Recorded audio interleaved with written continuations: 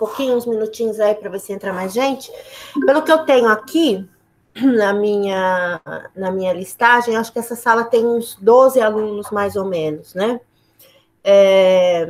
Eu fiz um projeto, planejei para a gente fazer com 4 grupos na sala, porque a gente vai ter um tipo de terminal para cada grupo, né? Eu quero trabalhar com container, granel líquido, granel sólido e carga geral, né? Então, cada grupo vai ficar com um tipo de carga para a gente fazer o planejamento os planejamentos aí do projeto que a gente vai aprender a fazer no nosso projeto aqui. É uma coisa bem tranquila, podem ficar sossegados, que a gente vai ter aí, eu vou dar a assessoria para vocês o tempo todo. Então, eu queria já que vocês se organizassem aí em grupos de 3 pessoas, no máximo 4, porque eu preciso que tenha 4 grupos na sala, senão um tipo de carga vai ter que ficar de fora, né? Eu tinha planejado grupos de 5, mas a gente não tem número suficiente na sala para isso, então acho que 3 ou 4 alunos é o suficiente, até porque o projeto não é nada assim muito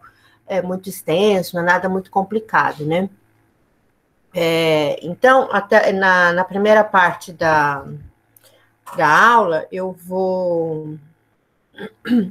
na primeira parte da aula, eu vou dar aula para vocês, né? A gente tem aula até as 20h40, aí 20h40 a gente para um intervalo de 20 minutos, então depois do intervalo eu vou prosseguir com a aula, mas pretendo pegar aí um tempinho para a gente falar do projeto e dos grupos. Então, se vocês tiverem um grupo de WhatsApp, onde vocês podem ir se organizando aí para ver quem vai fazer trabalho com quem, vocês se organizem aí entre vocês e depois do intervalo me passem a listagem pelo meu WhatsApp. Na aula passada eu já deixei à disposição de vocês no meu WhatsApp, mas eu vou colocar aqui no chat o meu WhatsApp também. Vou colocar para vocês.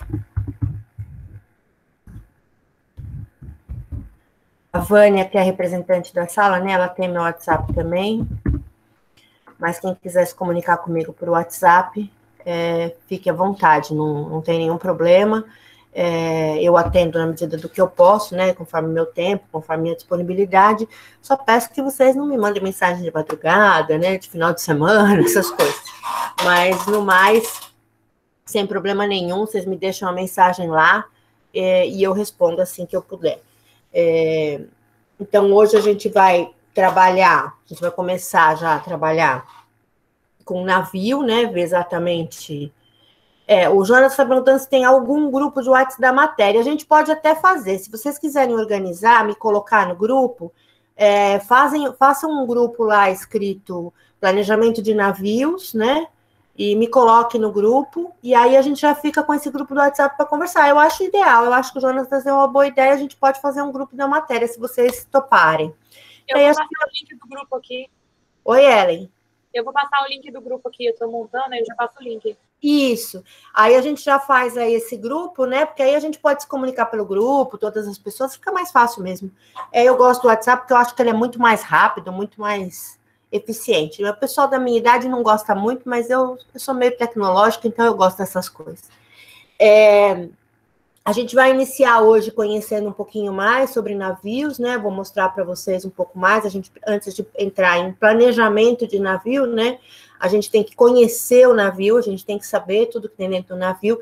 Eu tive olhando a ementa de vocês, né? As matérias que vocês já tiveram, e eu não tenho muita noção, assim, do que vocês conhecem de navio, de tipos de container, de tipos de pallet, de tipo de carregamento, de armazenagem, essa coisa toda, mas eu acredito que vocês tenham tido uma disciplina de armazenagem de carga, né? Então, vocês devem ter visto aí essas definições. A gente precisa saber o que é um TU, né? O que é um container de 20 pés, o que é um container de 40 pés.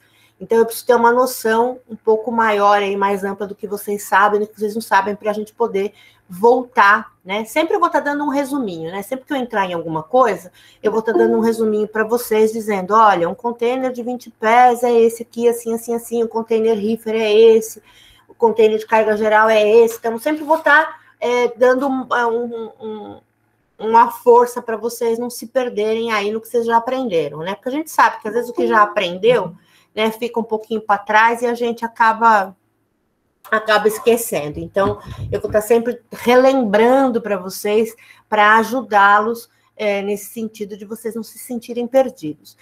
Fiquem tranquilos comigo, vocês nunca vão estar perdidos. A gente, com esse grupo aí do WhatsApp, a gente vai estar sempre se comunicando, sempre vendo tudo direitinho. Hoje eu vou mostrar uma coisa bastante bacana para vocês, que é o Marine Traffic. Eu não sei se vocês já conhecem o Marine Traffic. O Marine Traffic é um site que tem tem aplicativo para celular também. Ele é um site que mostra em tempo real onde estão todos os navios do mundo, tá? Ele é um site muito interessante. Outro dia fiquei horas brincando com ele, porque eu adoro essas coisas. E ele é muito interativo, ele é muito bonitinho, porque tem os navios todos coloridinhos, então você pode clicar no navio, ele te dá a especificação do navio, que tipo de carga que ele de onde ele está vindo, para onde ele está indo, quanto que ele consegue carregar de carga, se é navio de passageiro, se é navio de carga geral, se é navio de granel e tal. Então, ele é um aplicativo muito legal, muito gostoso de trabalhar, e eu vou mostrar ele para vocês hoje, né, porque eu vou falar sobre a história do navio, tudo, e aí a gente vai iniciar. Acho que já deu tempo aí da maioria entrar. Nós estamos em 1, 2, 3, 4, 5, 6, 7, 14. Eu acho que nós estamos já no número de alunos aí. Então, só repetindo, enquanto a gente estiver vendo a aula aí, a gente já está com um link. A Ellen fez um grupo aqui do WhatsApp para a gente já está com o link aqui para entrar nesse grupo. Então, eu aconselho que todos entrem para que a gente possa se comunicar, para fazer o projeto da melhor maneira possível, né? Para que a gente não se sinta perdido. Eu vou estar sempre assessorando vocês, fiquem tranquilos, né? E, Ellen, eu vou entrar no grupo e aí você me coloca como administradora, tá? Peraí, deixa eu entrar já. Ok. Deixa eu já entrar na conversa. Entrar no grupo. Pronto, já entrei no grupo. Aí você me coloca aí como administradora do grupo, tá? Já entrei. Então, nesse grupo aí, vocês já podem ir conversando, a gente já vai determinando os grupos. Eu preciso de 4 grupos na sala. Se eu tiver 3, tudo bem, tá? Mas o ideal seria que a gente tivesse 4 grupos, porque eu quero trabalhar, cada grupo vai trabalhar no projeto com um tipo de carga diferente. Então, um vai trabalhar com container, outro com carga geral, outro com granel sólido e outro com granel líquido, tá? Então, a gente vai, para eu dividir a sala aí nos 4 tipos de carga, seria ideal que a gente tivesse 4 grupos. Se a gente tiver 3, eu vou ver qual é o tema que tem menos assunto, né, que é para a gente dar 2 temas para um grupo só. Mas o ideal seria que a gente tivesse 4 grupos. Alguém tem alguma dúvida, alguma pergunta para me fazer antes da gente começar a aula? Meu nome é Gisele, para quem não estava aqui na aula passada. Eu deixei a aula passada lá no ambiente da Liga, né? Eu sou novata ainda na Liga, né? Estou me adaptando, estou vendo como é que funcionam as coisas. Eu deixei a aula gravada e alguém tinha pedido para mim um material de apoio, né? Que são os slides que eu utilizei na aula, eu deixei também lá o material para baixar, né? Não sei se vocês conseguiram visualizar, se vocês entraram e tal. Oi, Vânia. Oi, professora, tudo bem? Boa noite a todos. Boa noite. Então, falando aí, puxando um gancho aí dessa plataforma Liga, você tinha me perguntado ainda há pouco no WhatsApp, né? Isso. Se dava para ver o link. Eu acabei de entrar, eu tinha visto, ou eu me enganei, mas não está aparecendo o link, inclusive agora que você acabou de falar que postou lá o vídeo da aula anterior, eu particularmente não vi nada, professora. Não sei se os demais alunos aí viram alguma coisa. Eu particularmente não consegui ver nada. Acabei de entrar lá, acabei de ver lá que estava. O Jonatas levantou a mão. Fala, Jonatas. Professora, boa noite a todos. Estão me ouvindo? Sim. Eu vi esse link, só que pede uma autorização. A senhora acha que tem que autorizar para entrar para ver a aula passada. Quando vocês entram no link, aparece aqui para mim, né? O fulano está tentando entrar e aí eu permito a entrada. Isso é normal. Eu só queria saber se o link tá lá, né? Porque eu botei o link, botei um link da aula passada que vocês vão abrir pelo Google Drive, que é o link da aula, né? Vocês entram lá, eu já habilitei para vocês terem acesso à aula gravada.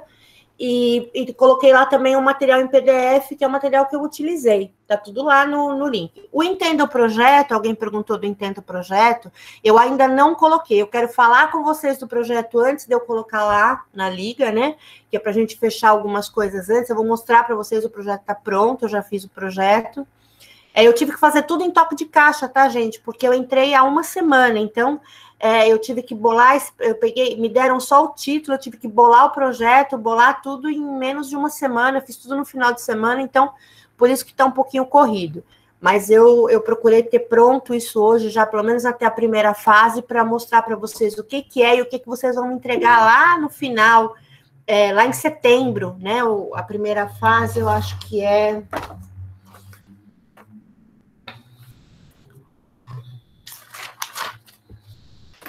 Depois eu vou dar uma olhada com calma, professora, porque assim, esses acessos rápidos, geralmente eu faço pelo celular. Eu não sei se tem alguma coisa a ver, de repente pelo celular fica mais complicado para aparecer, não sei. Mas eu vou entrar daqui a pouquinho no notebook, aí eu vou dar uma olhada com calma. Tá, a primeira fase, ela vai de 9/8 a 17/9. Então, vocês vão ter até 17/9 para entregar a primeira parte que eu vou pedir, que vai ser um relatório. A Ellen está com a mão levantada, pode falar, Ellen. Não, eu que tinha colocado do Entendo o Projeto, é que assim, quando vai procurar o link para poder assistir as aulas, o link está no Entendo o Seu Projeto. Caso você não tenha achado, Vânia, às vezes você não achou porque não estava lá. Tá, entendi. Na cara, entendeu? Tá. Tem que entrar lá no Entenda o Seu Projeto, que lá que tá o link da aula e o link da aula passada, o link do material, tá tudo lá no Entenda o Seu Projeto, e vai ficar sempre ali. É isso mesmo. Obrigada, Ellen, por ter lembrado isso. É isso mesmo, tá? No Entenda o Seu Projeto. Podemos começar, gente? Sim. Então, vamos lá. Eu vou compartilhar a tela com vocês. Tem 2 videozinhos que eu vou mostrar para vocês hoje. Assim que eu começar a mostrar o vídeo, eu vou começar e vou parar, que é só para vocês me dizerem se vocês estão ouvindo bem, se vocês estão vendo bem, porque eu não tive como fazer um teste desse vídeo. Mas são 2 vídeos interessantes sobre o canal do Panamá e o canal de Suez, que a gente vai ver hoje, vai conhecer como é que eles funcionam. Tá bom? Vou começar a compartilhar aqui. Vamos lá.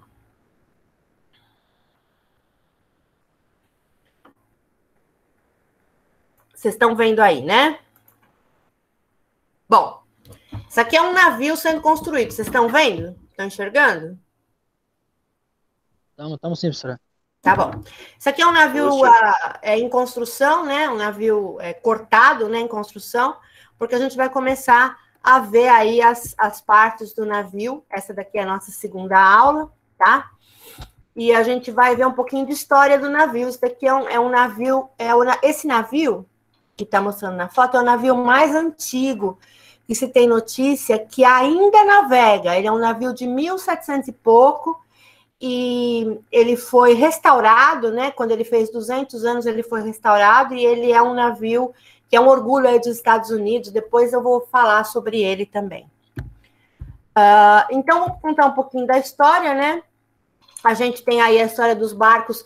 Elas são paralelas à história das aventuras dos seres humanos, né? Foi uma das primeiras, os primeiros meios de transporte aí, que a gente tem notícia, né? Os primeiros barcos são do período neolítico, cerca de 10 mil anos, né? Há cerca de 10 mil anos. Os primeiros barcos encontrados foram canoas, né? Canoas bem simples, construídas com toras de árvores e tal. Então, começaram a perceber que aquilo flutuava, né? Começaram a fazer as primeiras navegações para atravessar os mares e os rios, que eram grandes empecilhos, né? Grandes problemas de travessia, né?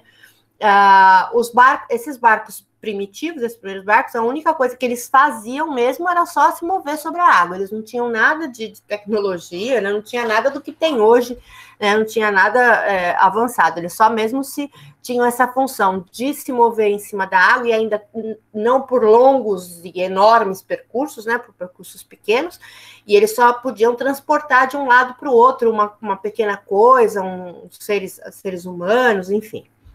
Então, esses primeiros eram utilizados para caça e para pesca, né? Porque a partir do momento que se descobriu que dentro da água tinha peixe, né? Eles procuraram lugares mais profundos para pescar, para achar peixes. Começaram a ter a ideia de que os peixes maiores estariam mais profundos. Então, começaram a pensar em algum meio de transporte que os levasse, né? Para poder pescar e também para caçar do outro lado, né? De rios e etc. O barco mais antigo, né, descoberto pelos arqueólogos, foi uma canoa, e que era construído com troncos de árvore, como eu falei para vocês, e com ferramentas feitas de pedra, né? Não se tinha nada aí, nada mais tecnológico e nada mais avançado. Então, o que é um navio? É uma embarcação grande, com capacidade para transportar passageiros ou cargas por longas distâncias na água. Então, isso é um navio. Tá? Aqui a gente tem um barco viking, né? Um dos barcos, dos primeiros barcos aí encontrados. Então, as pessoas usavam os navios justamente para o transporte, exploração e guerra, né? É importante dizer que os navios de guerra foram muito importantes para a história. Aí vamos ver um pouquinho da cronologia, né? Em 1783 foi lançado o primeiro navio a vapor. Lá em 1820, a Inglaterra lançou ao mar o primeiro navio feito de ferro, né? Porque até então eles tinham barcos feitos de madeira e tal, então foram feitos de ferro. Em 1819, o Savannah, contando com rodas e pás, cruzou o Atlântico, quer dizer, foi o primeiro navio a cruzar o Atlântico da Inglaterra para os Estados Unidos, tá? Em 1843, o Great Britain foi o primeiro navio a ter um acesso com hélice, né? Então, eles já começaram em 1843, os navios começaram a ter um pouco mais de tecnologia, né? Colocaram hélice no navio, o navio era de ferro. Então, na época, né, em 1843, ele era o maior navio, ele tinha 98 metros. Inclusive, a gente vai ter aí uma parte mais para frente falando de maiores navios do mundo, né? Em 1845, essas rodas propulsoras dos navios foram substituídas por hélices. Em 1870, o aço ficou mais generalizado nos navios, então os navios passaram a ser feitos de aço. Em 1897, o mundo teve o primeiro navio a turbina, que se chamava Murtaja, ou Murtarra. Em 1912... a gente teve aí o Titanic, que ficou famosérrimo, né, com o filme do Titanic, né, todo mundo passou a conhecer a história do navio. Então, em 1912, o Titanic era o maior navio do mundo, né, ele era um navio gigantesco, era um navio que era muito ambicioso, né, e ele bateu em 1912 na data em que ele saiu pela primeira vez, era um navio de passageiros, né, na data que ele saiu pela primeira vez, ele bateu num iceberg, né? Aí a gente saberia hoje que foi por um erro humano, né? Ele bateu no iceberg, abriu 6 dos 16 compartimentos e afundou em pouco menos de 2 horas, tá? Ele estava levando 1.517 pessoas entre passageiros e tripulantes. A gente vai ver também essa comparação entre passageiros e tripulantes de um navio. Em 1912 mesmo, né, o presidente Franklin Roosevelt criou o Marco da Indústria Naval, né, que ficou conhecido na história como o Dia da Frota da Liberdade, Liberty Fleet Day, e aí nasceu a classe de navios Liberty, que foram navios feitos para a guerra, tá? Eram navios de carga, com um comprimento de 134,5 metros por 17,4 metros de boca. Boca, o que é? É a frente do navio, tá? Com uma capacidade de carga de mais ou menos 10.500 toneladas. Esses Class Liberty foram feitos aí 2.710 navios dessa categoria, né? e 253 foram afundados aí nos esforços de guerra, né? Metade da frota foi vendida no final da guerra, sendo que alguns dos navios ainda operavam no início da década de 1970, né? Alguns deles ainda operavam. Em 1914, por causa do naufrágio do Titanic, foi criada a primeira Convenção Internacional para a Salvaguarda da Vida Humana no Mar, né? Então, essa proteção da vida humana no mar, quando o ser humano saía aí numa viagem de cruzeiro, foi criado a partir do naufrágio do Titanic. Foi por causa do naufrágio que foi criada essa lei. Ainda em 1914, o navio Ancon, com carregamento de cimento, foi o primeiro navio a cruzar o Canal do Panamá. O Canal do Panamá a gente vai ver hoje também, eu vou mostrar para vocês o Canal do Panamá, um canal construído, é um canal artificial, e a gente vai ver como é que ele é e como é que ele funciona, tá? Em 1942, os petroleiros, né, começaram a circular por causa da necessidade. Havia uma necessidade muito grande de transportar os combustíveis, né, e com a entrada dos Estados Unidos na guerra, havia essa necessidade desse transporte. Então, surgiram os navios tanque T2. O primeiro navio foi o Corsicana, de 152 metros de comprimento, tá? A gente teve vários acidentes ambientais, né? Mas eu vou citar um que foi em 1989, que foi o Exxon Valdez. O Exxon Valdez foi um acidente terrível, né? A gente tem aí algumas fotos do que aconteceu com os animais. Essa primeira foto aqui, deixa eu pegar o meu ponteiro aqui para mostrar. Essa primeira foto aqui mostra a mancha, né? Essa mancha toda aqui foi o vazamento do Exxon Valdez, tá? No mar. Ele fez um rasgo, né? Ele bateu em rochas, né? Com o casco. Ele bateu nas rochas, fez um rasgo no fundo. E aí ele soltou aí o equivalente a 257 mil a 757 mil barris de petróleo no mar, né? Aproximadamente 4.900 a 120 mil metros cúbicos. Eles não sabem exatamente quanto, né? Quer dizer, sabem, né? Mas não se divulga exatamente quanto. O acidente aconteceu na costa do Alasca, porque o navio ficou encalhado na enseada do Príncipe Guilherme, né? Ele ficou encalhado porque ele bateu nas rochas e, obviamente, ficou encalhado, e nesse tempo ele ficou... Olha essa foto, que terrível, né? Todo esse óleo aí despejado no mar. A gente imagina aí de 257, vamos supor que fosse 500 mil, né, barris, né, de petróleo. Isso é um acidente. Quem tiver interesse em pesquisar melhor, o Exxon Valdez é um acidente terrível, mas que nos traz bastante lição aí com relação ao meio ambiente. Aqui tem mais um pouquinho, né, do Exxon Valdez. Até hoje ainda são estudadas as consequências desse acidente, né? A flora e a fauna ficou absolutamente prejudicada na região toda, né? E as indenizações, algumas delas ainda estão sendo feitas, tá? A indenização e custos com limpeza que foram assumidos pela Exxon, né, que era o dono do navio, acumulam mais de 500 milhões de dólares. Né? Isso aqui foi aqui o pessoal fazendo a limpeza, né, porque isso é claro, né, todo esse petróleo vai chegando aí em terra também, né, então isso aqui também foi tudo contaminado, então pegou toda a flora e a fauna da região toda. Esse acidente é muito triste. Aqui nós temos o maior navio do mundo durante um tempo. Esse foi o maior navio do mundo, em 1912, né? O Titanic. Titanic, que ficou famoso aí pela história da Rose, né? E aí do DiCaprio, né? Que fizeram o filme. Eu confesso para vocês que até hoje eu não assisti o Titanic, né? Não tive paciência para assistir o Titanic, mas um dia eu ainda acabo com essa coisa. Isso aqui foi um navio de passageiro maior do mundo, para quem já viu um navio de passageiro de perto, né, nos dias de hoje, a gente vê que ele não é tão enorme assim, mas ele era, né, um navio grandiosíssimo, né. Ele afundou na viagem inaugural no dia 15 de abril de 1912 e levava mais de 1.500 pessoas a bordo, né. Então, ele era considerado, na época, o maior navio do mundo. Hoje a gente tem o nosso maior navio do mundo, que é esse aqui, que é o Symphony of the Seas da Royal Caribbean, né?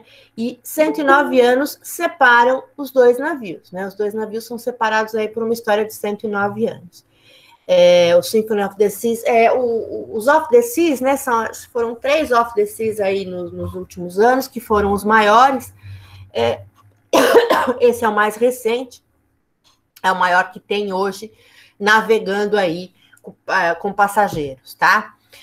A ficha técnica dos dois navios, eu fui pesquisar, né? Eu falei assim, eu quero mostrar a ficha técnica dos navios para eles, né? Para eles terem uma ideia. Então, o Symphony of the Seas, que é o nosso navio de hoje, né? Ele é um navio do Royal Caribbean. Ficha técnica é isso aqui, tá, gente?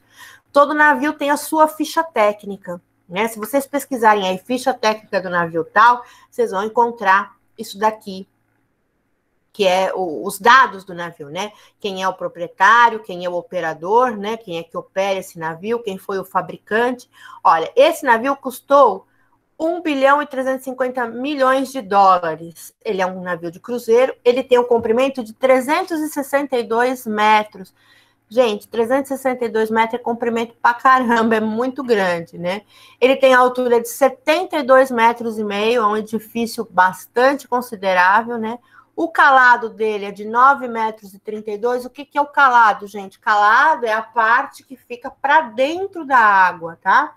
Então, se um navio tem um calado de 9 metros e 32, ele tem que passar por um porto que tenha, no mínimo, uma profundidade de 10 metros e 32, porque ele tem que ter 1 metro de segurança para não enroscar em nada, para não bater em nada, né? Então, o nosso porto aqui poderia, porque o nosso porto tem um calado de 12 metros, dizem, né? Que tem um calado de 12 metros. Então, aqui no nosso porto ele até poderia entrar. O peso dele é 228 mil toneladas, a velocidade dele é 22 nós, que dá mais ou menos 40 e poucos quilômetros por hora.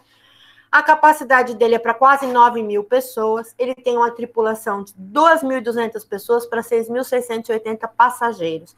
Geralmente se conta aí um tripulante para 3 passageiros, né? Os navios fazem essa conta. Então, se um navio é para 1.000 passageiros, eu tenho que ter aí 333 tripulantes, porque eu tenho que ter um tripulante a cada 3 passageiros. É um número alto de tripulantes por passageiro. Agora vamos ver aí a ficha técnica do Titanic, né? Então, esse aqui custou 1 bilhão 350. Esse aqui já custou 7 milhões e meio de dólares. Claro que a gente tem que ver a época, né? Houve a desvalorização do dinheiro, então na época ele custou 7 milhões e meio de dólares lá em 1912. Ele era de cruzeiro, esse aqui tem 362 metros, esse tem 269 metros. Então, o maior navio do mundo já era 100 metros menor do que o nosso maior navio de hoje. Esse aqui tinha 72 metros e meio de altura, esse aqui tinha 53 metros. O calado era um pouquinho mais fundo só, né? Esse aqui tem 9,32, esse aqui tinha 10 metros e meio. Mas, pela proporção do que fica acima da água, o calado do Titanic era bem grande, né? Esse aqui tem 228 mil, esse aqui tinha 46 mil toneladas, claro, um navio bem menor. A velocidade é quase a mesma, né? Esse aqui 22, esse aqui 21. O número de pessoas, né? Ele tinha capacidade para quase 3.500, a tripulação de 892 pessoas e passageiros 2.435. Essa é a capacidade dele, mas ele saiu com 1.500 pessoas, ele não saiu com a capacidade completa. Então, vamos ver aqui uma imagem. Se a gente colocasse hoje os dois navios um próximo do outro, olha o que a gente teria, né? O Symphony, que é o que está atrás, e na frente o Titanic, né? Então, o maior navio do mundo de 1912, não são tantos anos assim de diferença, parece um barquinho perto do nosso maior de hoje, né? Dos dias de hoje. Então, a gente imagina o quanto teve de tecnologia, o quanto teve de avanço aí em 100 anos, né? O quanto teve de avanço em todo, né? Na primeira aula eu mostrei para vocês tudo que tem dentro de um cruzeiro de passageiros, né? É claro que o Titanic, na época, né, a gente pode ver pelo filme, né, que o filme foi bastante fiel né? E a gente pode ver aí pelo filme que ele era um navio luxuoso e tal, né? Mas que não vai chegar aí ao que nós temos hoje, né? De luxo, de tecnologia, de tudo que se pode colocar aí embarcado num navio. Então, agora nós vamos ver um pouquinho da classificação dos navios, né? Como eles se classificam, como que eles são, o que que eles são aí. A gente já viu um pouco na aula passada. Na aula passada eu mostrei para vocês o que que era, o que que é um navio de guerra, o que que é um navio de carga, o que que é um navio ro-ro, o que que é um navio petroleiro, enfim, a gente já viu isso na primeira aula. E aí agora a gente vai entrar um pouquinho mais a fundo aí nessa história. O navio, ele tem uma bandeira de conveniência, né? Então, o que é uma bandeira de conveniência? Às vezes, o local onde o navio foi feito não tem capital, né? Não tem como fazer a armação dos seus próprios navios, não tem estaleiro, não tem alguma coisa, então eles aceitam serviços de terceiros. Então, porque eu estou aqui no paizinho A e meu paizinho A não... Professora. Oi? Desculpa te interromper, mas o Gabriel pediu para você aceitar ele na aula. Pediu o quê? Ai, calma aí. O Gabriel pediu para você aceitar ele. Uai? Que tentando entrar. Ah, peraí, eu acho que eu tenho que sair daqui, então. Peraí. Deixa eu voltar lá. E aqui para mim não apareceu nada. Deixa eu ver onde é que ele tá. Ah, tá aqui. Permitir, Gabriel. Pronto. Já permiti. Agora deixa eu ver como é que eu volto lá. Na minha...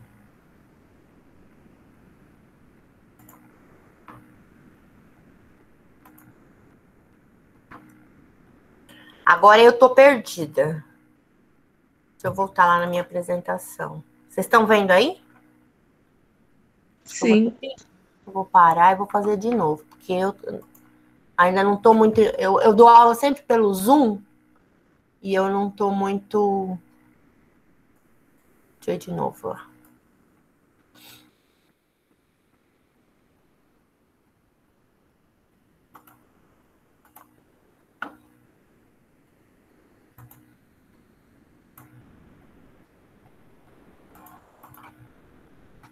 Então, a gente estava aqui na bandeira de conveniência, né?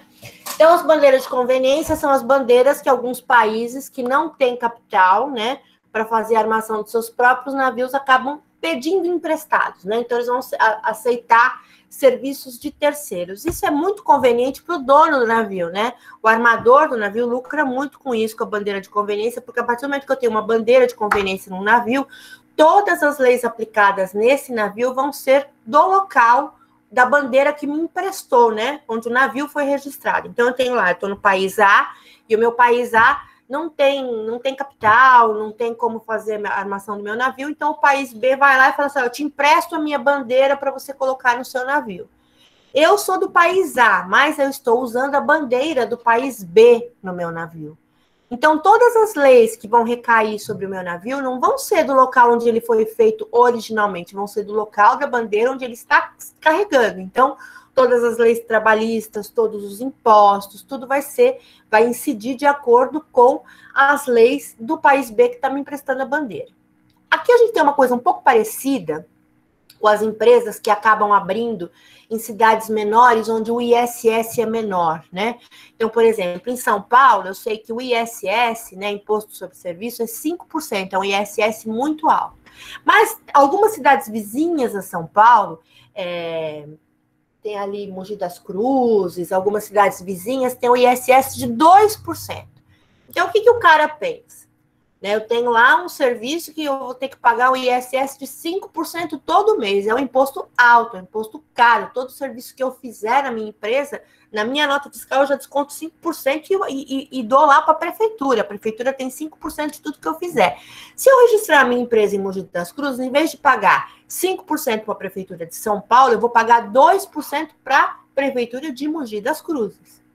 Então, a empresa de conveniência, a bandeira de conveniência é mais ou menos isso, tá? Eu tenho um navio num local, o que acontece? Às vezes os impostos locais são muito altos, e às vezes o cara acha que o país B tem impostos mais baixos, as leis trabalhistas são mais flexíveis, ele pode ter lucro com isso, então ele vai lá e pega, né, e faz o registro do navio dele nesse país B. Desculpa, gente, estou com um pouco de tosse. Então, a bandeira de conveniência é do país onde a embarcação está registrada e não de onde ela realmente é. Eu nasci em São Paulo, mas posso ter me registrado em Santos, né? Então, eu passo a ser santista porque eu me registrei em Santos, mas eu sou originalmente de São Paulo. Então, as facilidades no âmbito fiscal que eles vão gozar, né, tendo isso, são os incentivos, a desburocratização, as normas do direito marítimo, as leis trabalhistas, segurança laboral, e eles não vão ter um vínculo entre o Estado e o navio, né? Eles vão ter tudo isso aí de incentivo e não vão ter um vínculo, não vão ter aí uma obrigação com o estado onde eles estão registrando, né? A bandeira de conveniência é conveniente apenas para o armador. Quem é o armador? O armador é o dono do navio, né? Então, aqui eu coloquei um mapinha que são alguns países que fornecem essa bandeira de conveniência. Não são todos os países, tá, gente, que fornecem. São só alguns países que fornecem a bandeira. Eu ia até montar uma lista, eu acabei esquecendo, mas depois eu ponho para vocês uma lista aí dos países que oferecem essa bandeira de conveniência. Eu tenho aqui anotado. Eu vou até falar para vocês aqui de cabeça, não tem, mas eu tenho anotado. Olha, alguns países que oferecem são Honduras, Costa Rica, Singapura, Malta.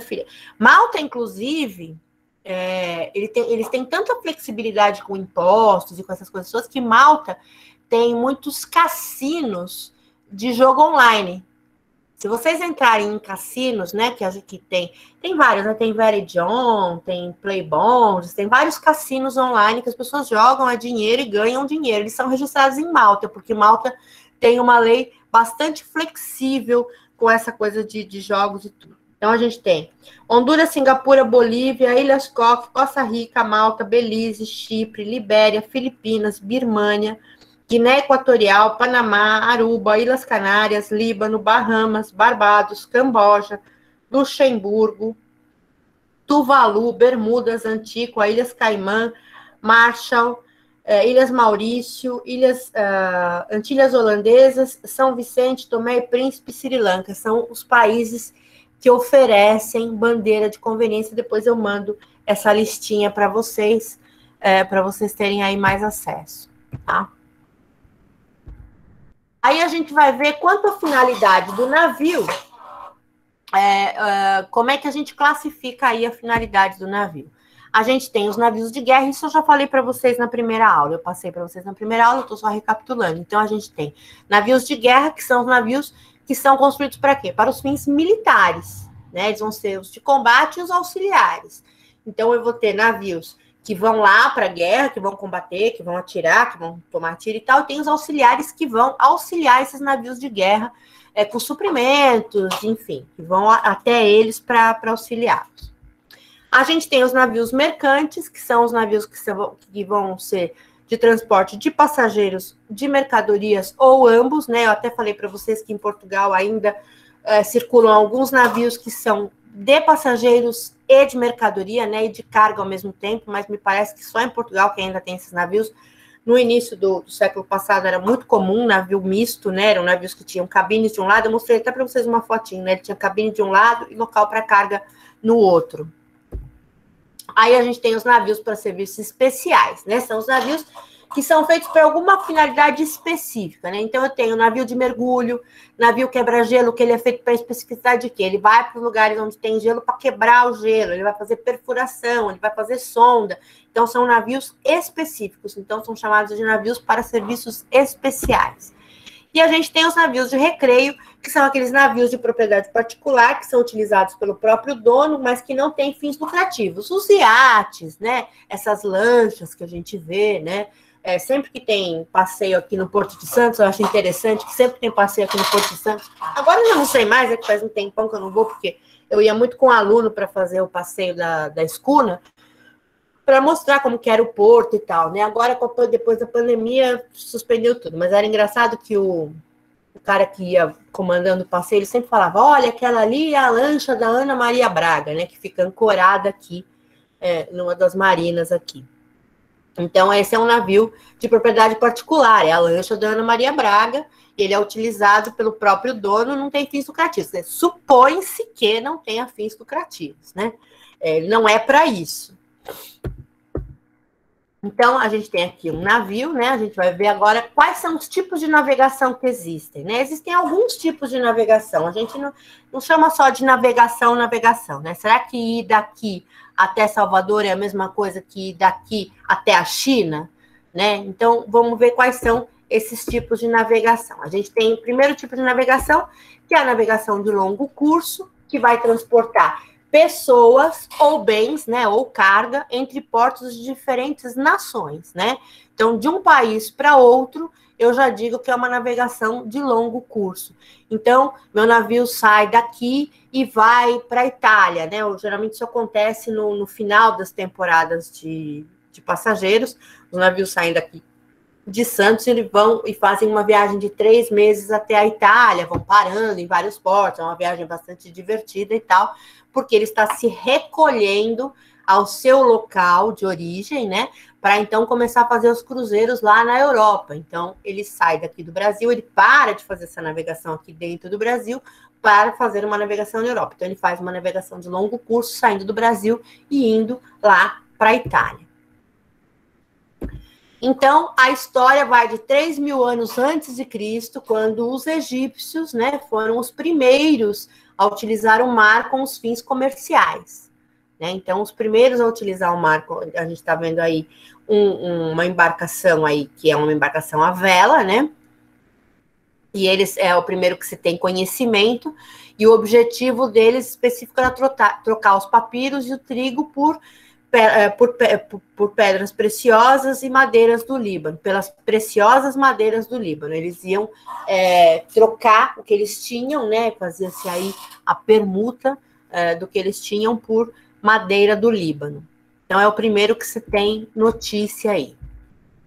Então, é um dos mais tradicionais ramos da nossa navegação e é responsável por 90% do comércio global dos dias atuais. Então, 90% do nosso comércio é feito em navegação de longo curso.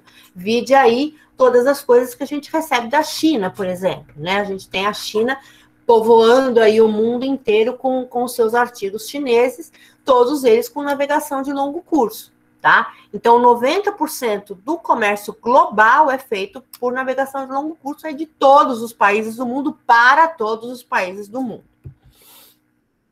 A história de navegação de longo curso no Brasil começou lá na década de 50 e em 1967 foi implantado o primeiro plano de construção naval, né? Então, o que era um plano de construção naval? Era um plano em que o armador ia lá e fazia um financiamento para construir os seus navios. Então, em 1967, foi feito lá o primeiro plano de construção naval, onde se faziam, onde os bancos financiavam os armadores para poderem construir navios. A navegação do tipo de longo curso gera um movimento enorme aí na economia dos países, a gente nem precisa dizer isso, a gente já sabe, né, disso. Vocês estão aí no último semestre aí de gestão portuária, vocês já devem ter ouvido vários professores dizerem isso, né, que a navegação movimenta aí toda a economia do mundo. Aí a gente tem um outro tipo de navegação, que é a navegação de cabotagem, que é uma navegação bastante promissora, que é uma navegação que traz bastantes vantagens, mas que ainda tem aí um entrave muito burocrático para que ela aconteça. É uma navegação que é feita entre portos de um mesmo país, né? E ela pode ser feito no mar ou nos rios, né? Até ligando rios a mares também, né? Então, essa navegação de cabotagem é uma navegação que a gente chama lá de que vai pingando, né? Um pinga-pinga, ela vai parando de porto em porto, carregando e descarregando e levando coisas de um lugar para outro, tá? Então, o termo é derivado do nome da família desse navegador, do Sebastião Caboto, que foi quem criou esse tipo de navegação. Ele foi do século XVI, né, que explorou a costa da América do Norte, margeando da Flórida até a foz do Rio São Lourenço, que é no atual Canadá. Então, ele foi margeando toda a costa, né, parando em todos os portos, em todos os lugares em que ele podia. Então, ele fez essa cabotagem. O que ele fazia? Né? Ele ia parando, carregando e descarregando, carregando e descarregando de porto em porto. Né? E isso foi feita a cabotagem. Então, na sua homenagem, esse tipo de navegação que vai costeando todo o litoral tem o nome de cabotagem por causa do Sebastião Caboto. O Brasil então, o que eu falei para vocês, né? Aqui no Brasil tem muito potencial, um tipo de navegação que tem um potencial muito grande, né? Mas ainda tem muita burocracia na liberação das cargas. Gente, quem trabalha aí com liberação de cargas, depois eu quero conversar com a sala até para ver quem trabalha na área, quem não trabalha, sabe que é uma burocracia gigante, né? Então, para fazer uma navegação de cabotagem, que vai parando de porto em porto, essa coisa da fiscalização e da liberação de carga de entrada e saída é uma coisa que demanda muito tempo, né? E demanda muito dinheiro também, né? Então, os armadores acabam desistindo disso porque acaba prolongando muito, às vezes, uma entrega, uma viagem que teria que ser mais curta, acaba sendo mais longa. Então, em 2012, né, cerca de 415 mil contêineres foram transportados por cabotagem, né, contra 72 milhões de unidades que foram feitas em via terrestre por caminhão. Por quê, né? O que cabotagem pode facilitar? Facilitar nisso, né? A gente tira os caminhões das estradas. Porque se eu posso fazer uma navegação curta, né, de Santos a São Sebastião, por exemplo, né, uma navegação de cabotagem Santos-São Sebastião, eu tiro um caminhão que está na estrada, eu tiro muitos caminhões que estão na estrada, porque cada caminhão vai carregar um container, né? Então, eu tiro muitos caminhões da estrada, eu tiro muita gente das rodovias, e seria muito vantajoso, mas toda essa papelada que gera acaba dificultando se fazer, né, e se viabilizar a navegação de cabotagem, mas seria bastante interessante para o Brasil, que tem aí uma costa grande, né? Os custos de... Obtendo itinerários para Brasília. Minha Siri está querendo me dar itinerário para Brasília aqui, enquanto eu estou falando de Brasil, ela ouviu eu falando. Alguém está pedindo para entrar? Eu escutei um barulhinho. Bom, se alguém estiver pedindo, me avisa aí que eu volto lá. Então, os custos na cabotagem são cerca de 25% menores do que o transporte terrestre. Gente, é uma economia muito grande, né? 25%, mas o trânsito é maior e a burocracia, né? Como eu já falei para vocês. E aí, os gargalos logísticos acabam afastando, né? Esse potencial aí de mercado acaba afastando essa possibilidade por causa aí desses entraves. Aí a gente tem um outro tipo de navegação, que é a navegação interior, né? A gente fez a navegação de longo curso, a navegação de cabotagem, a gente vai ter a navegação interior, que é feito por hidrovias, né? Ela pode ser num percurso nacional ou internacional, né? Até países próximos, né? De onde a geografia favoreça, né? Então, por exemplo, a hidrovia de São Francisco é uma das mais importantes do Brasil, né?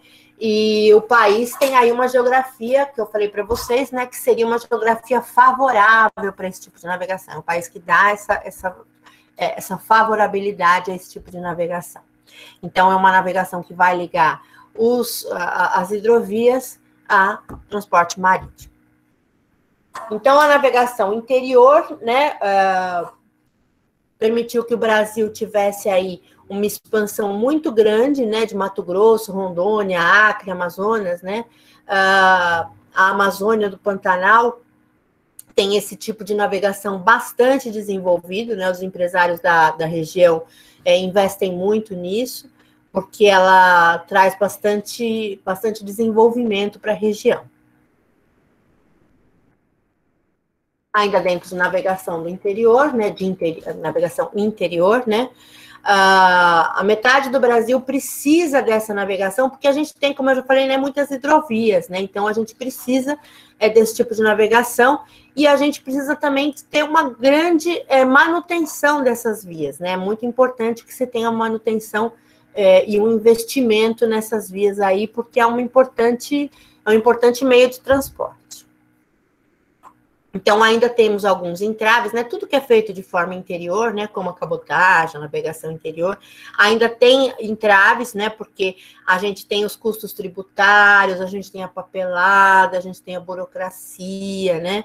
E aí tem também algumas terras que são pouco desbravadas, como as florestas que são fechadas lá na floresta amazônica. E aí a gente tem alguns problemas, né? Porque com a falta de fiscalização, tem muito problema de roubo, muito problema de pirataria, né? Pirataria mesmo, igual a gente vê em filme, né? De gente que invade o navio para roubar, enfim. Então, falta um pouco mais de apoio do governo para que essa navegação no interior seja mais eficiente, seja mais efetiva. Agora a gente vai entrar aí nos canais, tá, gente? Nas principais ligações marítimas. Essa foto que vocês estão vendo aí, essa foto bonita pra caramba, eu acho essa foto linda, é o canal do Panamá, né? O canal do Panamá, deixa eu pegar o meu ponteiro de novo aqui. O canal do Panamá, esse canal aqui, ó, ele foi feito artificialmente, tá? Ele é um canal artificial. Então, ele foi construído. Aqui nesse canal, gente, para ele ser construído, foram perdidas muitas vidas, tá? Muita gente morreu aqui por peste, por doença, por acidente, por uma série de coisas. Mas é um canal aí dos mais importantes do mundo, né? Eu vou mostrar para vocês um vídeo. Aqui a gente tem os canais principais. A gente tem as 4 principais ligações marítimas que são canais artificiais no mundo, que é o canal do Panamá, que fica aqui, né, na América do Sul, ligando a América do Sul com a América Central. A gente tem o canal de Suez, que fica aqui, o Estreito de Hormuz, que fica aqui, e o Estreito de Malaca, que fica aqui. A gente vai estudar esses 4 canais artificiais hoje, eu vou mostrar para vocês. Inclusive, no Estreito de Malaca, tem algumas coisas bastante interessantes. Eu até me estiquei um pouco no Estreito de Malaca, porque eu achei algumas informações políticas muito interessantes para mostrar para vocês, tá? Então, o canal do Panamá é uma via artificial, né, situada no Panamá, na América Central, né, ligando aí, passando entre a América do Sul e a América Central, como eu mostrei na imagem para vocês. Ele foi inaugurado em 1914, tem 82 quilômetros de comprimento e a largura dele vai variar. Por que ela vai variar? Porque em alguns locais ele vai ser mais largo, em outros menos. A gente vai ver no filminho, é um filminho aí de uns 10 minutos, vocês vão ver como é que ele funciona. No Estreito de Culebra, ele tem 90 metros de largura, já no Lago de Gatun, o caminho se alarga para 350 metros. Então, dependendo do local do canal, ele vai ter uma largura diferente aí. O canal foi construído no extremo sul do país, né, do Panamá, e tem aí uma grande importância para a circulação de mercadoria, porque, gente, depois eu vou mostrar no mapa para vocês, é um absurdo que encurta, né, os caminhos e as distâncias com esse canal, né, com a utilização do canal. Uma travessia que levaria 4 semanas para ser concluída, porque ela sai de um ponto, teria que dar toda a volta até lá embaixo do Brasil e voltar, né, ela levaria 4 semanas para ser concluída, ela pode ser feita em 10 horas, se ela for feita pelo canal do Panamá. Então, vocês imaginam, uma viagem de um mês passa a ser uma viagem feita em meio dia, né? Então, o canal do Panamá é importantíssimo por causa disso. Eu tenho um filminho aqui. Professora. Oi.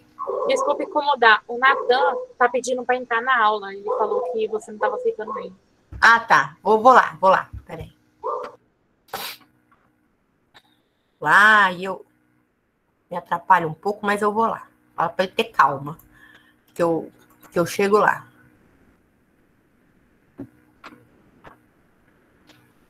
Natan.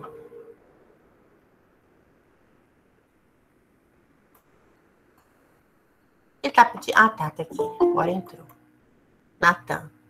Seja bem-vindo, Natan. Vou mostrar para vocês o videozinho, então. Eu vou colocar lá o vídeo na apresentação e vocês me dizem se vocês estão ouvindo bem, se está tudo direitinho, tá? Vou colocar meu volume no mais alto. Deixa eu compartilhar de novo.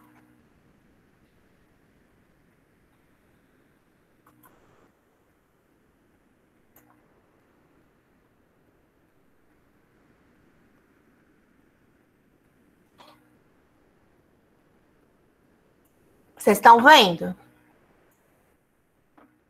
Não, estamos sim, professor. Oi? Tá sim? Eu tô. Não tá. Agora, só para você ver como é que eu coloco ele em tela cheia aqui. Acho que eu tenho que ir lá para minha apresentação.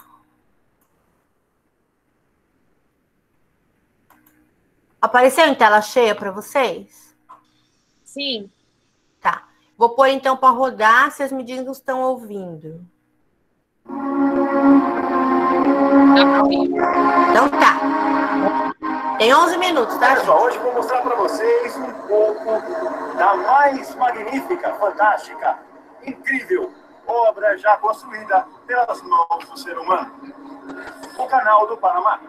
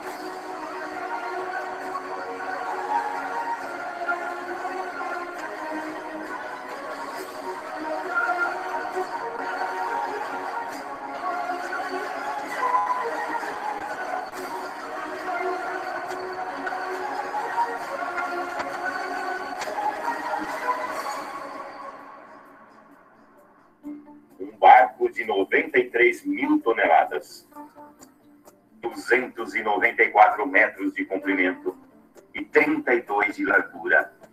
É erguido pelas águas na altura de 26 metros. Como isso é possível? O Canal do Panamá. Um engenhoso sistema com 3 conjuntos de eclusas gêmeas e 46 comportas formam degraus que vão se esvaziando e enchendo com 100 mil metros cúbicos de água, para que os barcos subam e desçam e possam percorrer em cerca de 10 horas os 80 quilômetros que separam o Atlântico do Pacífico. Uma viagem incrível que economiza tempo e dinheiro para o mundo. A sua construção também custou muito tempo, muito dinheiro e muitas vidas. Foram 35 anos, 375 milhões de dólares e 27 mil operários vítimas da malária, febre amarela e acidentes. Atualmente, 40 navios passam pelo canal todos os dias, quase 15 mil por ano. Eles transportam grãos, combustíveis, produtos petroquímicos, equipamentos, automóveis e turistas. Navegar pelo Canal do Panamá transformou-se numa aventura necessária para viajantes de todo o mundo. Uma experiência sonhada há 5 séculos pelos primeiros conquistadores. Uma experiência única. Funciona da seguinte maneira: o navio chega no Oceano Atlântico, atravessa o canal e sai do Oceano Pacífico.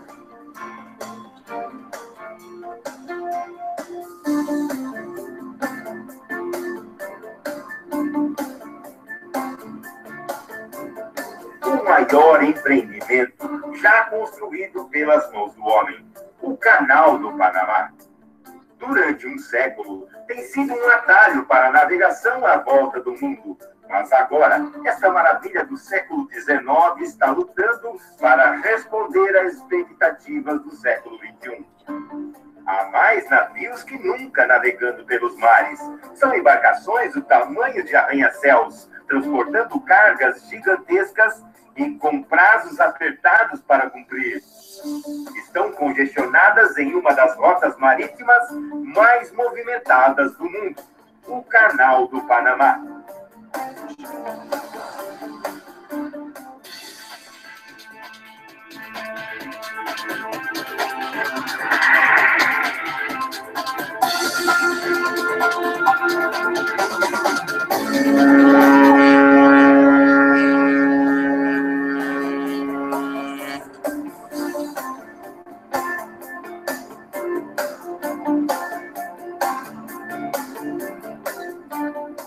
Desde alimentos a material eletrônico, passando por combustíveis, são cerca de 200 milhões de toneladas de mercadorias que todos os anos atravessam essa importante via marinha. Cortando a América Central, este canal liga os oceanos Atlântico e Pacífico. Em vez de um trajeto de 4 semanas à volta da América do Sul, os navios encurtam o caminho em apenas 10 horas. Mas isso não é tudo. Esta maravilha da engenharia ainda faz algo inacreditável. Ergue navios 25 metros através de uma cadeia de montanhas. Esta passagem, feita pelo homem, é um empreendimento gigantesco, colocado em funcionamento por um engenhoso sistema de eclusas e uma equipe de poderosas máquinas. Estendendo-se ao longo de 136 quilômetros, transporta embarcações com uma altura de 8 andares através de um país inteiro. 2 faixas, cada uma composta por 3 apertadas eclusas, erguem ou baixam os navios em cada um dos lados.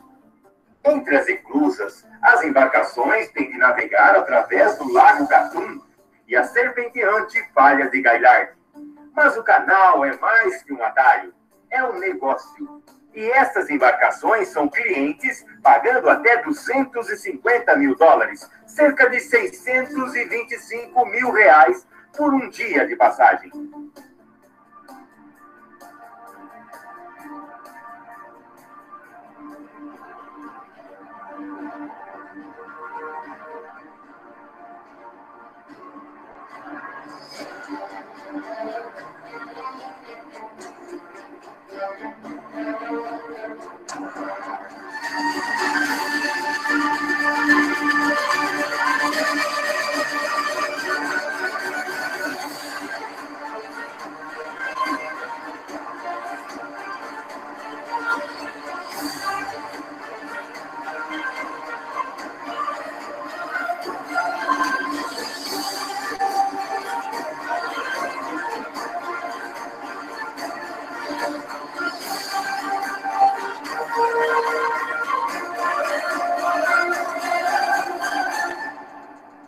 Cada uma das 3 eclusas mede 304 metros, quase cabendo em seu interior a Torre Eiffel deitada.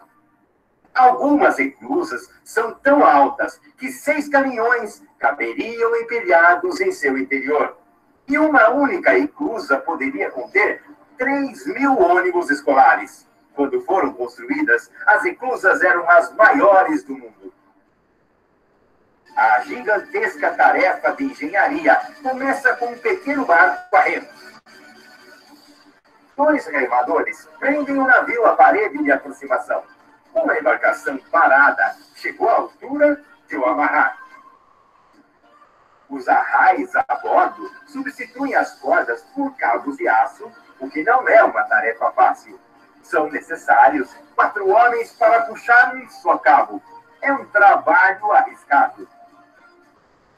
Eis os brutos de carga podem parecer minúsculos frente aos imponentes navios, mas são muito poderosos. Cada um pode puxar 35 toneladas, o suficiente para puxar 9 jipes de carga.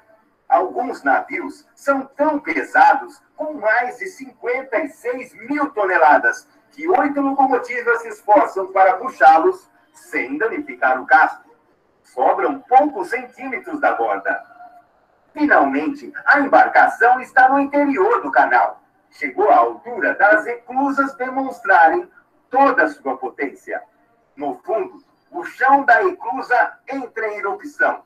Abrem-se centenas de válvulas e a água é injetada. 98,5 milhões de litros de água descem da eclusa superior para interior.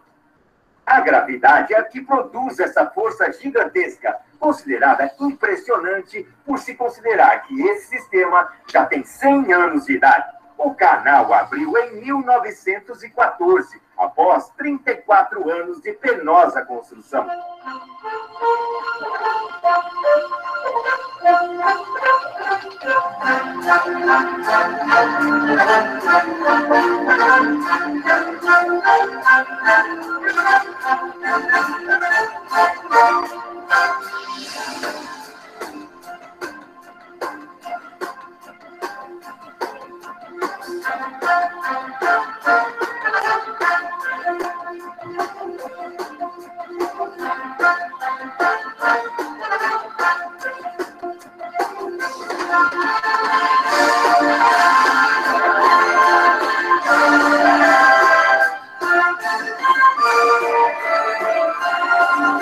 Além de ser um dos mais importantes atalhos mundiais, o Canal do Panamá é um marco importante, considerado por alguns como a 8ª maravilha do mundo.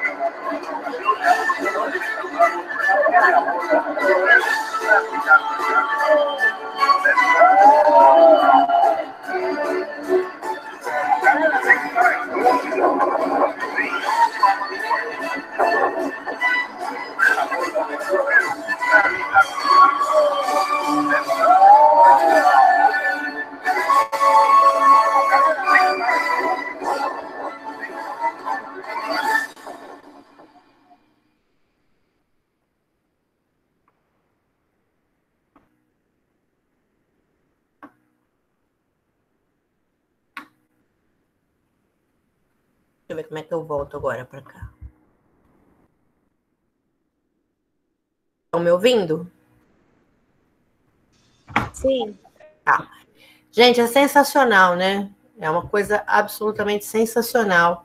Eu vou tirar um pouquinho do compartilhamento.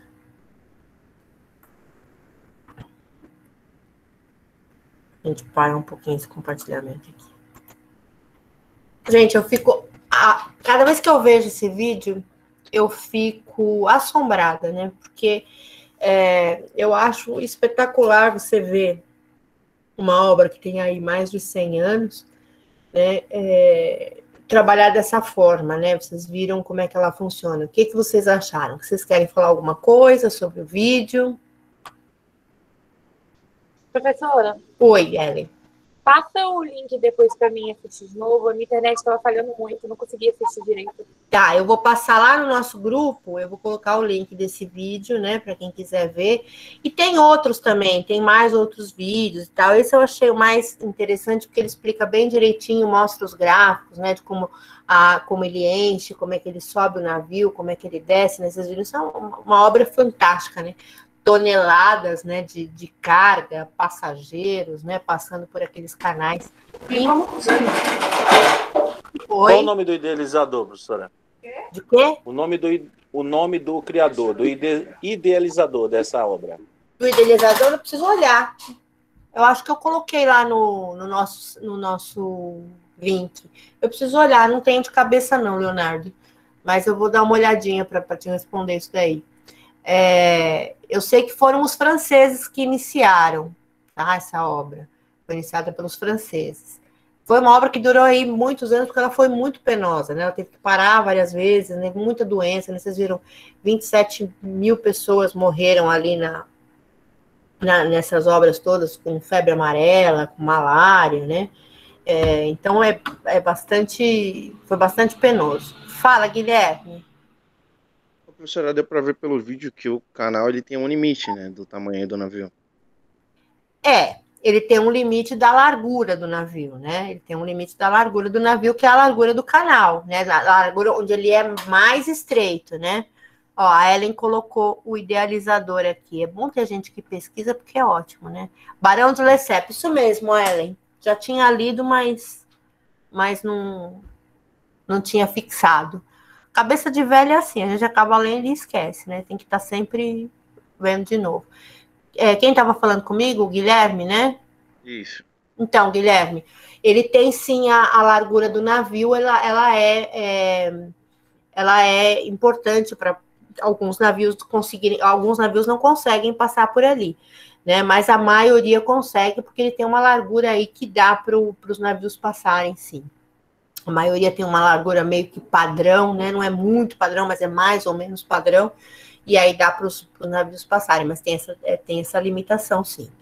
E vocês viram, ele passa bem devagarinho, porque ele passa muito rente. Ele tem que passar de uma forma que não faça, né? Igual ele falou no vídeo, né? Não pode ter dano nenhum ao casco do navio, né? Ele não pode ter dano nenhum, porque qualquer daninho que fizer ali, furou o casco, acabou, né? Lançou. Então, eles têm que ter muito...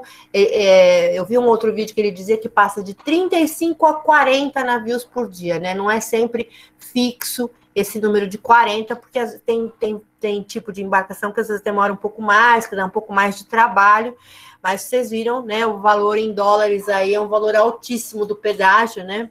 Mas é um valor que vale muito a pena, porque uma embarcação que faria uma viagem aí em um mês, ele faz em 10 horas, né? Então, toda a economia que se tem de uma viagem que seria feita em um mês, fazer em 10 horas, realmente vale a pena se pagar aí esse valor em dólares, que é altíssimo, que era acho que 600 mil reais na época, em 2014, mas hoje já está muito mais alto, porque o valor é em dólar, né?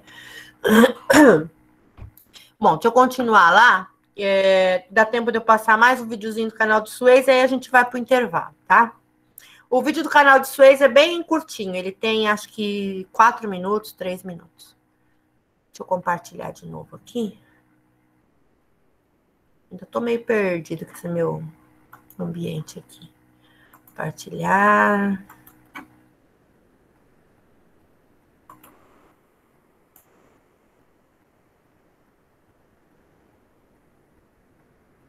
Não é porque não tá aparecendo. Tá aparecendo para vocês aí? Tá abrindo. Assim, pessoal. Aparecendo aí o canal de Suez? Sim. Tá. Então, vamos falar do canal de Suez, né? Que já é outro canal também, que foi feito de forma artificial, que é um canal bastante importante, que a gente teve aí muita visibilidade quando aquele navio encalhou lá no canal de Suez, deu um prejuízo danado para muita gente, né? Muita dor de cabeça, né? Então, o canal de Suez, ele é construído no território egípcio, né? Para conectar o mar. Deixa eu pegar meu ponteiro de novo, que eu já perdi ele aqui.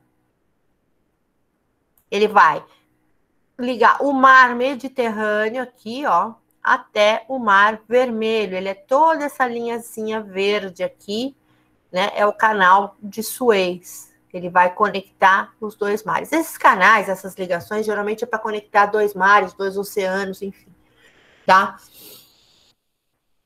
Ele vai permitir uma comunicação bastante eficiente entre a Europa e a Ásia, tá? Sem a necessidade de realizar um contorno em todo o continente africano, né? Porque se não tivesse esse canal, ia ter que contornar todo o continente africano para poder fazer aí a comunicação, fazer essa viagem, né? Então, essa passagem aí tornou o Egito uma espécie de portal entre o Ocidente e o Oriente, né? Porque o Egito está bem no meio dessa passagem, desse canal de Suez, né? Então, é um canal também bastante importante para a economia, né? Aí tá uma setinha que aponta onde está passando o canal de Suez. Eu tenho aqui esse videozinho. Eu vou passar para vocês agora, ele é bem curtinho, tá? Tem 2 minutos e 40. Dia 9 de abril de 1957, o canal de Suez é liberado para transporte. Canal de quê? Acho que eu tenho que te contar umas coisinhas. Atalho, uma palavra que deixa qualquer grama de capim em pé, porque o povo que gosta de pisar onde não pode, só para caminhar menos. Só que nem todo atalho é motivado por preguiça de caminhar uns metros a mais. Tem atalho que faz a pessoa economizar muito tempo de viagem. Quer ver uma coisa? Se tu quiser ir da Europa até a Ásia, tu vai ter que contornar todo o continente africano. E isso vai ser demorado e vai ser perigoso. Mas não tem escolha.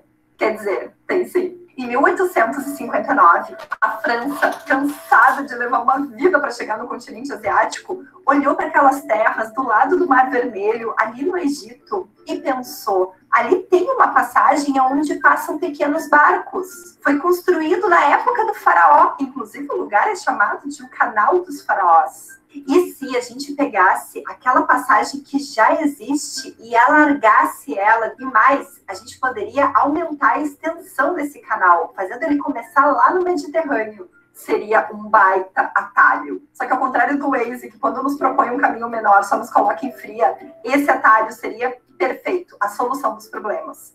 E foi exatamente isso que a França fez. Em 1859, ela chamou o engenheiro Ferdinand de Lesseps, que comandou essa construção. 1,5 milhão de egípcios trabalharam na construção desse canal. Só que 125 mil deles pegaram um atalho não muito legal e morreram de cólera.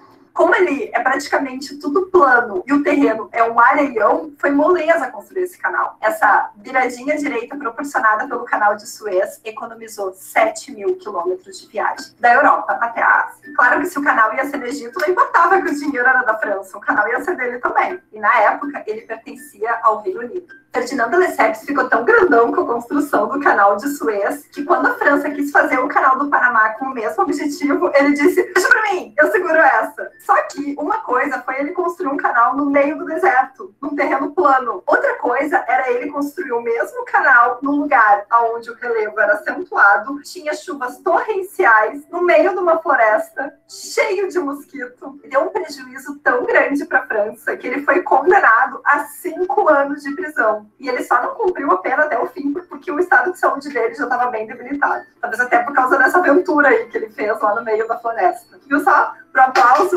virar um tapa, basta tu tá vivo. E fazer besteira. Um beijo. Tchau, tchau. É bem divertida. Ela é bem divertida, essa moça. Então, gente, vocês estão me ouvindo aí, né? Sim. Tem que 19 de abril de vai começar de novo. 1957, o canal de Suez. Para um pouquinho, moça. Agora não. Eu tenho que achar onde que eu paro você agora. Aqui. Dá o ESC de novo. Aí a gente vai aqui. Bom, então, gente, o canal de Suez, você viu, né? Vocês viram, né? O francês foi lá e falou, vou lá fazer o do Panamá, né? Só que o do Panamá, ele deu um prejuízo tão grande, já foram anos e anos e anos e anos de construção, com prejuízo, com mortes, com tudo, que ele foi condenado à prisão pelo prejuízo que ele deu ao governo francês, né? Mas todos esses canais, é claro que eles são feitos, são vários, né? A gente fala de 4 hoje, mas eles são todos feitos, é claro, para economizar, sempre pensando na economia, né? E a gente vai ter um outro canal, que é o Estreito de Malaca. O Estreito de Malaca, ele é bastante interessante, né? Porque ele é uma rota importante de comércio entre a Índia e a China, e a gente sabe que hoje o comércio da China aí é importantíssimo para o mundo inteiro, né? Os chineses estão mandando e desmandando aí no comércio, né? E é uma passagem que vai fazer a ligação entre o Oceano Índico e o Mar do Sul da China. E também vai abrir um caminho para o Oceano Pacífico e vai se estender por 900 quilômetros. Gente, é grande pra caramba, né? Entre a ilha de Sumatra, né, na Indonésia, e a península da Malásia, né, que é partilhada pela Malásia e por Singapura. Nesse estreito vai passar grande parte do tráfego marítimo mundial. Por quê? Porque a China, né, vai fazer aí uso dessa passagem. Ou não, né? Vamos ver. Então, cerca de 100 mil navios cruzam o estreito todos os anos. Isso é 25% do comércio de mercadorias do mundo, gente. 1/4 do comércio de mercadoria do mundo passa no Estreito de Malaca. Tá? E o Estreito de Malaca tem várias questões políticas, né? Quem quiser pesquisar sobre o Estreito de Malaca, é uma pesquisa muito interessante, né? Fiquei até muito interessada, acabei até me alongando aí nesse Estreito de Malaca, porque tem muitas coisas interessantes que envolvem aí a utilização desse estreito, né? Tem muito interesse econômico, porque os países asiáticos vão depender da navegabilidade nesse estreito para abastecer com produtos essenciais como o petróleo, né? Então, o abastecimento de petróleo vai depender da passagem por esse Estreito de Malaca, né? E para o escoamento também das exportações, né? Quem controla esse estreito hoje tem grande parte aí na economia da vida asiática, da economia asiática. Aqui, eu acho que eu pulei um slide. Eu acho que eu inverti o slide, mas houve uma ideia de se fazer um canal, né, que ficasse acima do estreito. Eu queria mostrar para vocês a imagem antes, que ficaria mais fácil. Deixa eu mostrar a imagem. Bom, aqui está. O Estreito de Malaca fica aqui. Vou pegar meu ponto. O Estreito de Malaca fica aqui, tá? Então, aqui, os navios saem daqui, partem daqui, né, de Hong Kong, dessa região toda. Eles teriam que fazer todo esse circuito aqui por baixo, né, para poder ir para cá. Então, através desse canal aqui, desse Estreito de Malaca, eles encurtam essa viagem por aqui, tá? Eles encurtando por aqui. Só que haveria também uma possibilidade, né, de se construir um outro canal aqui nessa região, né, que eles chamaram de canal de Kra, né, que ligaria também o Oceano Índico e o Pacífico, e é uma ideia que já tem aí 300 anos, né, e ele seria comparável aí aos tamanhos do canal de Suez e do Panamá. O canal de Suez tem 192 quilômetros, o Panamá tem 177, e o canal de Kra, né, que é essa rota que seria construída, não é uma rota que existe, mas é uma ideia que existe aí há 300 anos, que existe essa vontade de construir essa rota, teria 128 quilômetros. Esse canal, né, o de Kra, que seria o Istmo de Kra, tem várias propostas, né, e se esse canal fosse construído, ele encurtaria as viagens em mais ou menos 1.200 quilômetros, tá? Em vez de pegar o Estreito de Malaca, pegaria esse canal de Kra, né, que fica antes, a gente vai ver numa outra ilustração mais para frente, e aí encurtaria aí 1.200 quilômetros. A ligação do Oceano Índico com o Mar Vermelho é uma rota marítima mais curta, né, entre a Índia e a China. Portanto, esse Estreito de Málaga hoje é um dos canais mais movimentados do mundo, mas ele tem várias questões políticas aí que dão alguma dor de cabeça para a China, né? Então, mais de 200 navios passam diariamente nesse canal. Vocês veem, olha, lá no Panamá, a gente viu que passava entre 35 e 40 navios por dia. No Estreito de Málaga, passa mais de 200 por dia, tá? Então, 80%, cerca de 80% é o transporte de petróleo que é feito por ali. Aqui eu fiz uma outra ilustração, ó. Aqui, saindo de Hong Kong, descendo por essa linha azul aqui, né? Tá descendo, a embarcação tá vindo por aqui, pegou o Estreito de Málaca. Se fosse feito esse Istmo de Kra aqui, olha como encurtaria essa viagem, para sair no mesmo lugar, tá? Então, esse estreito aqui poderia ser feito, só que existem vários contras, né? Existem vários países aí, principalmente os Estados Unidos, que é contra a construção desse istmo, tem uma questão política muito grande envolvendo tudo isso. Isso aí é tese de doutorado, né? Tem gente que fez tese de doutorado sobre isso. Se fizesse esse istmo de Kra, haveria um grande desenvolvimento aqui da Tailândia, né? A Tailândia seria muito recompensada, né? Hoje existe uma dificuldade dos navios chineses passarem aqui no Estreito de Málaca, então a maioria dos navios chineses não pode passar por aqui, eles têm que descer aqui, passar aqui por baixo, contornar tudo isso aqui para sair aqui, tá? Porque alguns são impedidos de passar aqui no Estreito de Málaca por questões políticas. Se fosse feito esse istmo de Kra, que é uma ideia da China, né? A China tem essa ideia junto com o governo tailandês de fazer esse estreito, eles teriam essa facilidade de poder passar com as suas embarcações aqui, iriam economizar dias e dias e dias de viagem, né? E aí milhares e milhares de dólares, né?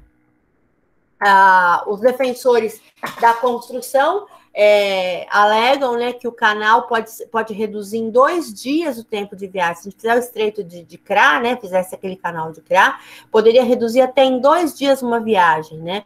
E isso, é claro, vai impactar no custo de tudo, né? Não só no custo do combustível, que é o mais importante, que o petróleo move o mundo, a gente sabe disso, não só no custo do combustível, como também no custo de todos os materiais e todas as coisas que passam por ali, pelo canal, né? Algumas pessoas alegam, tem os que são contra, né, que alegam que o alto custo da gestão do projeto seria um problema geopolítico, que era dividir o país, né, dividir a Tailândia em dois, mesmo que fosse de uma forma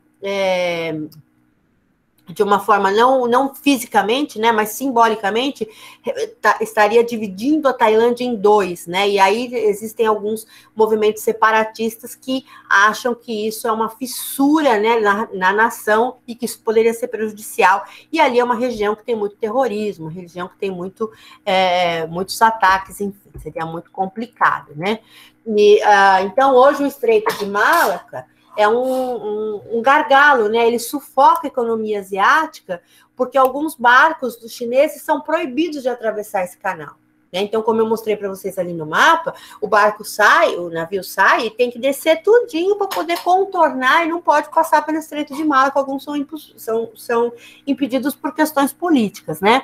Então, Singapura, que hoje tem o poder lá, o poder militar americano está em Singapura, é o país que mais se beneficia com essa situação, né? Porque o Singapura fica lá só gerenciando os ganhos, né? O canal de Kra ia libertar esses países asiáticos, né, dessa ameaça, desse gargalo, dessa asfixia, ia poupar muito nos custos de transporte das mercadorias, custo de energia, e ia tornar esses países mais competitivos, né? Quer dizer, a China já é competitiva, né? Se tivesse essa liberdade aí de passar pelo canal de Kra, ia ser mais competitiva ainda, e os custos iam ser mais baixos ainda, então aquelas mercadorias que chegam para a gente lá, que a gente fala, comprou lá um produto chinês, custou baratinho, $2, não ia chegar nem por $2, ia chegar por $1, né, porque eles iam economizar sobremaneira. Então, ó, eu fiz aqui uma outra, vamos ver se vai funcionar a minha animação aqui. Então, hoje, ele sai lá de Hong Kong, desce, né, como eu mostrei aqui, né, passando aqui para a Malásia, Singapura, pegando aqui o canal aqui, e agora, se fizesse o de Kra, ele cortaria por aqui e sairia no mesmo lugar. Então, ele economizaria toda essa rota aqui, né, tudo isso aqui ficaria economizado aí em tempo, em custo, em tudo, né. Então, o Estreito de Malaca perderia, né, com isso, né, se fizesse esse canal de Kra, ele seria desvalorizado, ia perder uma posição estratégica que tem hoje, né, e os americanos que vêm colocando aí uma série de obstáculos, né, desde então, os norte-americanos vêm colocando aí uma série de obstáculos para evitar que essa construção seja feita pelos chineses e os tailandeses, que é a quem mais interessa a construção do canal. E aí existem aí alguns grupos terroristas islâmicos fortemente armados, né, que ficam lá montando guarda, né, e que ficam mesmo, né, montando guarda ali, que é fortemente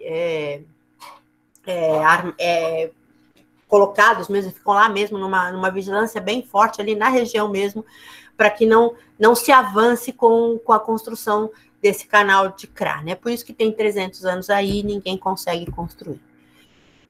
Aí, antes de entrar no Estreito de Hormuz, gente, eu vou partir para o intervalo, e aí a gente volta falando do Estreito de Hormuz. Deixa eu voltar lá para a minha telinha, se é que eu vou me achar, né? Eu sempre me perco aqui, pronto. Então, gente, vamos fazer um intervalinho. Alguém tem alguma dúvida, alguma coisa que queira colocar antes da gente sair para o intervalo? Silêncio.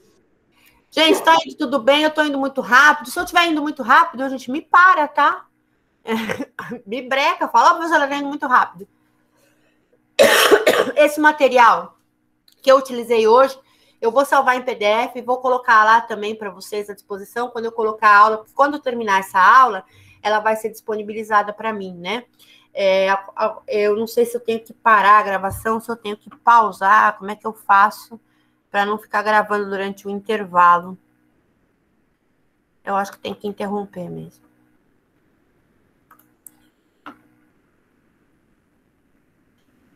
eu vou